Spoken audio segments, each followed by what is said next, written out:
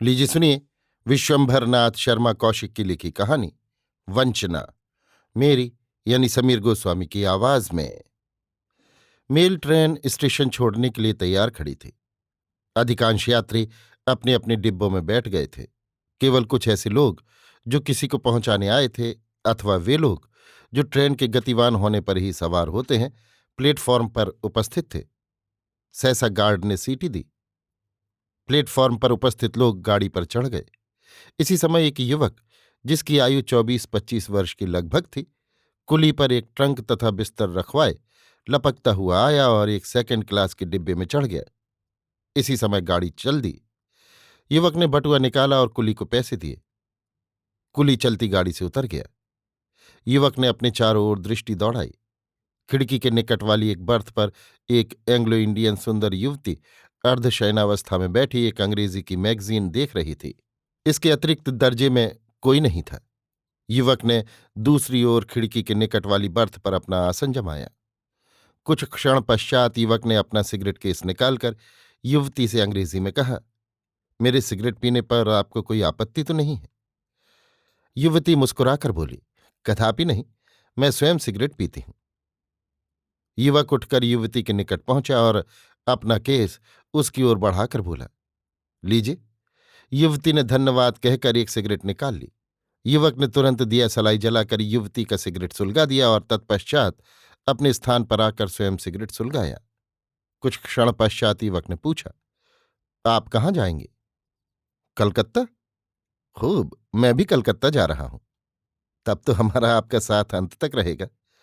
युवती ने मुस्कुराकर कहा, क्या मैं जान सकता हूं कि आप कलकत्ता में क्या करती हैं? मेरे पिता का एक होटल है। ये कहकर युवती ने होटल का नाम बताया। युवक प्रसन्नतापूर्वक स्वर में बोला, ओह, ये होटल कहाँ है? युवती ने स्थान का नाम बताया। तब तो अच्छा होटल होगा, उस ओर बड़े ही बड़े होटल हैं।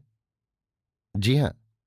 कुछ क्षण मौन रहकर युवक ने पूछा, क्या आपके होटल में हिंदुस्तानी भी ठहर सकते हैं? हाँ हाँ, ठहरते भी हैं, परंतु बहुत कम। वे ही लोग ठहरते हैं जो अमीर हैं और जिनका रहन सहन यूरोपियन ढंग का है। खैर, ये तो आवश्यक ही है। यूरोपियन ढंग के होटल में ऐसा नियम होना स्वाभाविक ही है। क्या आप ठहरना चाहते हैं? ठहर तो जाता, परंतु वहां मैं कुछ संकुचित रहूंगा। मुझे अपनी योग्य सोसाइटी न मिलेगी। अलग अलग जैसा रहूंगा। केवल एक आप ही ऐसी होंगी जिनसे मैं बात कर सकूंगा। आप तो वहां नित्य जाती होंगी। मुझे अधिकांश समय वहीं रहना पड़ता है, क्योंकि हम स्वयं भी उसी होटल में रहते हैं। अच्छा, ये बड़ी सुंदर बात है। इसलिए आपका जीना उबने पाएगा। मैं अपने माता पिता से आपका परिचय करा दूंगी। ऐसी दशा में तो मैं वहां रह सकता हूं। बड़ी सुंदर बात है।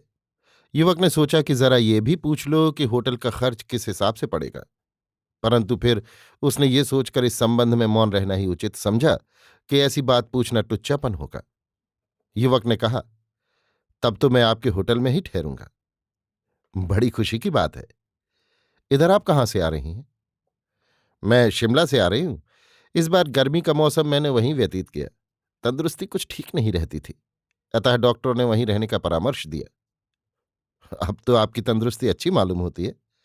युवक ने युवती के गालों की सुर्खी को देखते हुए कहा, हाँ, अब मैं बिल्कुल दुरुस्त हूं। मेरा वजन भी 15 पौंड बढ़ गया है।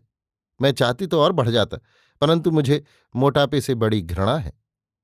वाकई, मोटापा बुरा होता है। दूसरे दिन नियत समय पर ट्रेन हावड़ा स्टेशन पर पहुंची। युवती युवक को साथ लिए बाहर आई और एक टैक्सी पर सवार होकर चली। होटल की बिल्डिंग के सामने टैक्सी रुकी। बिल्डिंग बड़ी और सुंदर थी। युवक ने पूछा, बहुत बड़ा होटल है? युवती बोली, पूरी बिल्डिंग में होटल नहीं है। आधी हमारे पास है और आधी दूसरे के पास। देखिए, उसका साइन बोर्ड वो सामने लगा है। होटल के आदमियों ने दोनों का सामान टैक्सी से उतारा। युवती बोली, देखो, साहब का सामान। 18 नंबर रूम खाली है? वो तो खाली नहीं है मिस साहब, 20 नंबर खाली है। गुड, वो तो और भी अच्छा है, उसी में पहुंचाओ। युवती स्वयं युवक को 20 नंबर कमरे में पहुंचा गई। ये कमरा एक व्यक्ति के लिए था। एक और बड़ा मसहरीदार पलंग बिछा हुआ था। उस पर पूरा बिस्तर लगा हुआ था। मोटा गद्दा, गद्दे पर श्वेत चादर, दो बड़े बड़े मुलायम तकिए तथा पैताने पर हल्का कंबल रखा हुआ था। युवती ने कहा, यदि आप चाहें तो इसी बिस्तर को काम में लाएं अथवा अपना निजी बिस्तर लगवा लें। ठीक है, देखा जाएगा। एक और एक मेज थी जिसमें दर्पण लगा था। मेज के सामने 2 कुर्सियां थीं। दूसरी ओर 3 बड़ी खिड़कियां थीं। इन खिड़कियों के पास एक आराम कुर्सी, बीच में एक छोटी गोल मेज तथा साधारण कुर्सियां थीं। एक ओर कपड़े टांगने की दर्पण युक्त अलमारी थी। छत में सीलिंग फैन और प्रकाश की 2 हाड़ियां लटक रही थीं। पलंग के ऊपर एक बेकर लैंप था। कमरे से मिला हुआ गुसल खाना था। युवती चली गई। युवक ने अपना ट्रंक खोला। ट्रंक में रखी धोतियों को देखकर वो बड़बड़ाया, ये तो यहां के लिए बेकार हैं। उसने एक श्वेत शर्ट तथा आधी बाहों की रेशमी कमीज निकाली। स्नान इत्यादि से निवृत्त होकर युवक बैठा ही था कि उसी समय खानसामा चाय की ट्रे ले आया। युवक चाय पी ही रहा था। मिस आ गई और मुस्कुराकर बोली, आप आराम से तो हैं? बड़े आराम से। यहां आराम न मिलेगा तो और कहाँ मिल सकता है। खाना आप हमारे साथ खाएंगे? जैसी आपकी इच्छा, लेकिन मैं केवल मटन और फाउल खाता हूं। और अंडा? अंडा भी खा लेता हूं। मेरा मतलब यह है कि मैं पोर्क और बीफ नहीं खाता। कोई हर्ज नहीं, जो आप खाएंगे वही खिलाया जाएगा। ड्रिंक करते हैं? नित्य की आदत नहीं है, कभी कभी सोसाइटी में बैठकर कर लेता हूं। ये बड़ी अच्छी बात है। अच्छा चलिए, मैं अपने माता पिता से आपका परिचय कराऊं। बड़ी खुशी की बात है, कहकर युवक तुरंत उठ खड़ा हुआ। युवती तीसरी मंजिल पर पहुंची। इस मंजिल पर युवती का निवास था। युवती के माता पिता अधीर थे। दोनों ने युवक का स्वागत किया। युवती का पिता बोला, आपसे मिलकर बड़ी प्रसन्नता हुई। युवक ने भी बड़ी प्रसन्नता प्रकट की। मिस बोली, सिनेमा चलिएगा?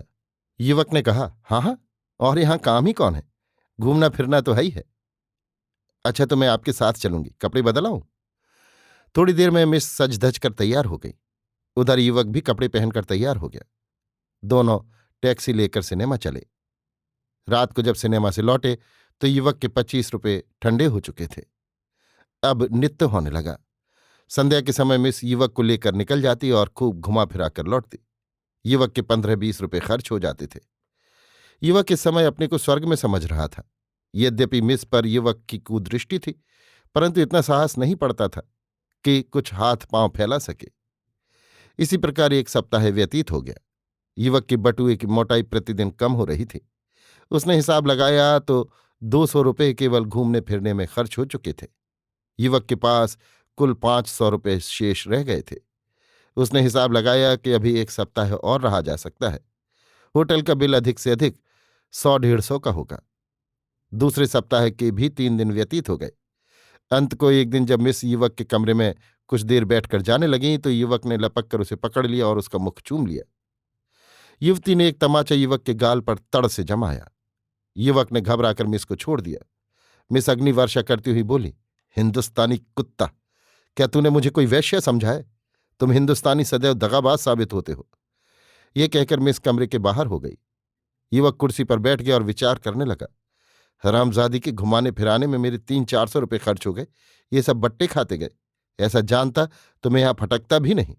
उसी दिन से मिस ने युवक से घनिष्ठता का व्यवहार बंद कर दिया। अब वो केवल शिष्टतापूर्वक शुष्क व्यवहार करने लगी। युवक ने एकांत पाकर क्षमा याचना भी की। मिस ने उसे क्षमा तो कर दिया, परंतु व्यवहार शुष्क ही रखा। 2 दिन प्रतीक्षा करने के बाद एक दिन युवक ने खानसामा से कहा, आज मैं जा रहा हूं। अच्छा साहब, किस गाड़ी से? मेल से। खानसामा चला गया। 20 मिनट पश्चात वो बिल लेकर आया। 20 रुपये दैनिक तो होटल का खर्च तथा 10 रुपये दैनिक मिस की फीस, संध्या समय युवक को घुमाने फिराने की। युवक खानसामा से बोला, ये घुमाने फिराने की फीस कैसी? मैं शाम को आपके साथ जाती थी, उसकी फीस। तो क्या इतने बड़े होटल की मालिक की लड़की ये काम भी करती है? लड़की? मैं इस होटल के मालिक की लड़की नहीं है। युवक कचकचा कर बोला, तब कौन है? होटल की नौकर है। 10 रुपये में से इसे कमीशन मिलता है। लेकिन वो तो अपने को लड़की बताती थी। रहती मालिक के साथ है और उन्हें माता पिता कहती है। वे भी लड़की की तरह मानते हैं, परंतु है नौकर ही। बिल 450 का था। युवक के पास कुल 400 रुपये बचे थे। युवक सोचने लगा, अब क्या किया जाए। सोच विचार कर उसने कहा, अच्छा जरा मिस को भेजो। वो तो नहीं है, कल बाहर गई। क्या शहर से बाहर? जी हां। कब तक लौटेंगी? 10-12 दिन लग जाएंगे। अच्छा और किसी को भेजो। यहां कोई ना आएगा। आपको जो कुछ कहना हो ऊपर मालिक से जाकर कहिए। युवक मालिक के पास पहुंचा और बोला, इस समय मेरे पास कुल 400 रुपये हैं और आपका बिल 450 का है। मिस की फीस आपने व्यर्थ लगाई है। मुझे ये नहीं मालूम था कि फीस देनी पड़ेगी। आपको पहले बता देना चाहिए था। हमने समझा मिस ने आपको बता दिया होगा। उसने कुछ नहीं बताया। मिस बाहर गई हैं, यदि वो होती तो उससे पूछते। तो आप क्या कहते हैं? बिल का पूरा रुपया देना होगा, मालिक ने शुष्कता से कहा। युवक कुछ क्षण सोचकर बोला, अच्छा मेरी ये सोने की घड़ी जमानत में रख लीजिए। जब मैं 50 रुपये भेज दूं तो घड़ी लौटा दीजिएगा। हाँ, ये हो सकता है। युवक होटल से चलकर एक धर्मशाला में आया। इस समय उसके पास केवल 5 रुपये बचे थे।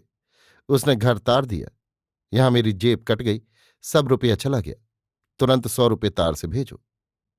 उस दिन युवक ने शाम को ढाबे में भोजन किया। अभी आप सुन रहे थे विश्वंभर नाथ शर्मा कौशिक की लिखी कहानी वंचना, मेरी यानी समीर गोस्वामी की आवाज में।